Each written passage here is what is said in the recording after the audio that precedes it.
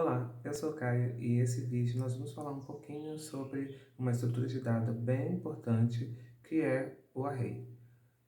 Ele também pode ser conhecido como lista ou vetores, mas no fim das contas, é, com todos esses nomes, é uma estrutura de dados que é uma coleção de objetos do mesmo tipo.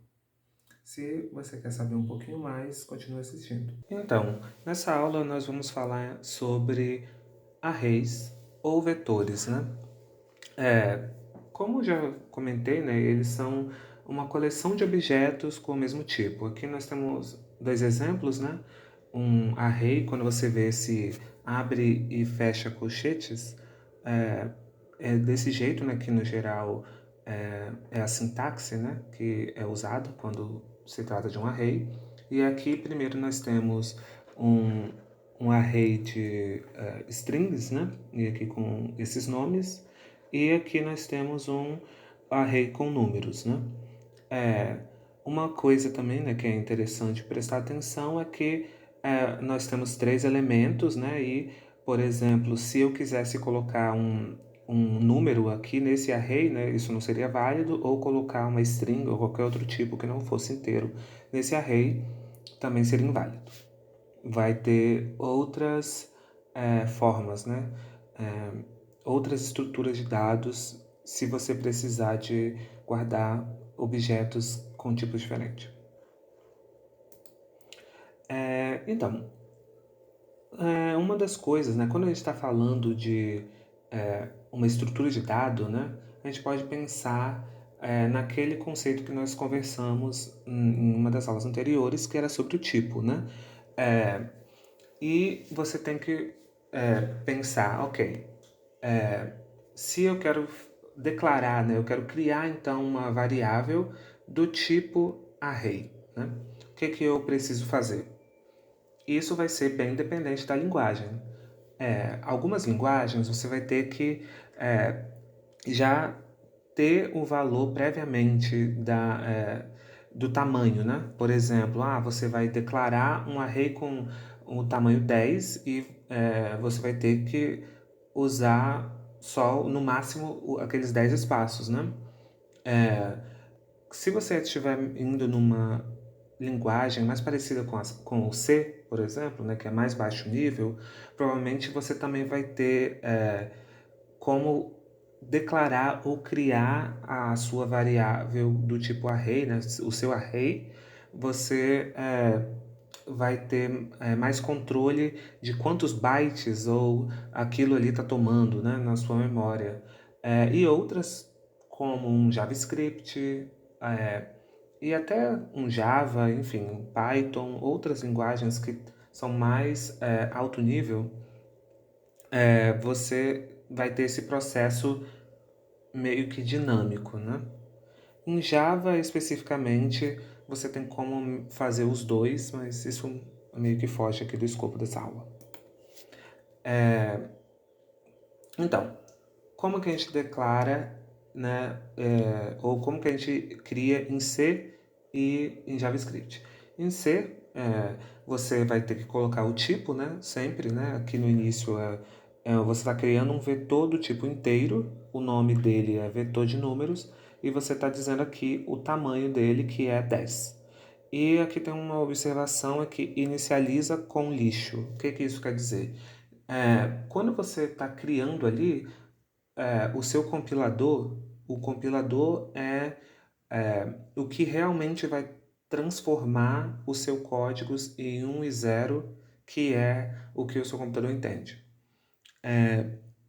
Ele vai só falar assim, me arranja em algum local da memória esses 10 espaços, né, consecutivos, e você não tem, assim, se você não, antes de você colocar um valor ali, esse valor é lixo, né? São valores que já vão estar ali previamente, né? Pode ser que tenha algo, pode ser que não tenha, por isso que é comumente chamado de lixo, né? Já em JavaScript, né, você vai usar ali um const on let, né, que é no geral a forma que a gente usa quando a gente quer criar uma variável, com o mesmo declara o nome, né, coloca o nome ali, que seria vetor de números, né? Aqui, a gente tem isso. E você coloca um abre e fecha colchetes com nada, né? Você está inicializando um vetor, né, dinâmico que não tem nada inicialmente, né? O tamanho dele é zero. Outra coisa também, né, que é interessante quando a gente está falando de array ou vetores é como que você acessa o conteúdo, né? Aqui, né, tem esse exemplo que tem esse const array, que tem esses 3 números, né, que está já inicializado com 3 números. Isso significa que ele é um array com tamanho 3. Uma coisa que tem que se lembrar, né, é que quando se trata de array, as posições sempre começam do zero, né? Então aqui seria o 1 está na posição 0, o 2 na posição 1 e o 3 está na posição 2. E aí aqui coloquei esse comentário que é sempre de 0 até n-1. N seria o tamanho do seu array. Então, nessa linha aqui, né, se você faz um console log array 1, o que você espera é olhar aqui, né, não é 1, mas sim 2, né, porque na posição 1 está o número 2. Então, ok, em C, como que isso é feito? Aqui você está declarando, né, um array de float com o tamanho 3. Mas o que acontece se eu quiser colocar algum valor no array 3? Como a gente acabou de conversar, as posições do array é sempre de 0 a n-1. Se esse array tem um tamanho 3, então a última posição dele é 2. Então, se você tentar fazer isso que está aqui nessa linha, né, array 3, né, igual, né, na posição 3 é igual a 5.4, né, você está tentando fazer uma atribuição de valores desse valor 5.4 no array na posição 3. Isso vai dar um segmentation fault, né? Ou vai dar um problema que está associado a você estar tentando acessar uma posição que é inválida. Não existe esse array na posição 3. Se você fizesse isso em JavaScript, provavelmente ele deixaria. Mas isso vai vir pela questão que em JavaScript é uma, é uma linguagem onde que o array ele é criado de forma dinâmica, né? Então ele vai olhar assim e vai falar: array na posição 3, não temos nada aqui nessa posição. Deixa eu criar esse espaço que é necessário e coloco esse valor 5.4 lá.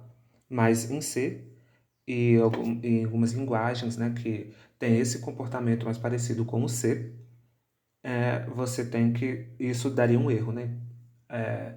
Como sempre, né, quando se trata de desenvolvimento, né, e de programação, a linguagem vai importar, né? Mas o intuito dessas aulas é realmente só trazer esse conceito, né, que é repetido, né? Como você pode ver, né, eu estou dando exemplo em duas linguagens, mas por mais que elas podem comportar de maneira diferente em alguns aspectos, o conceito de vetores existe nas duas, né? E por último, eu quero comentar sobre, como que a gente mostra na tela todos esses valores, né?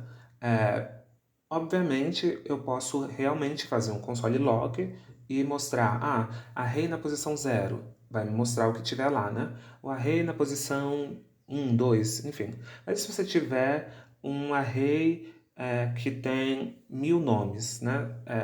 Começa já a perceber que começa a ficar mais difícil se você ter que sempre ir e imprimir um por um em cada linha, né? Então, vai trazer aquele conceito do loop, né? E o for casa muito bem com o array, né? Quando a gente está falando de fazer algum tipo de manipulação.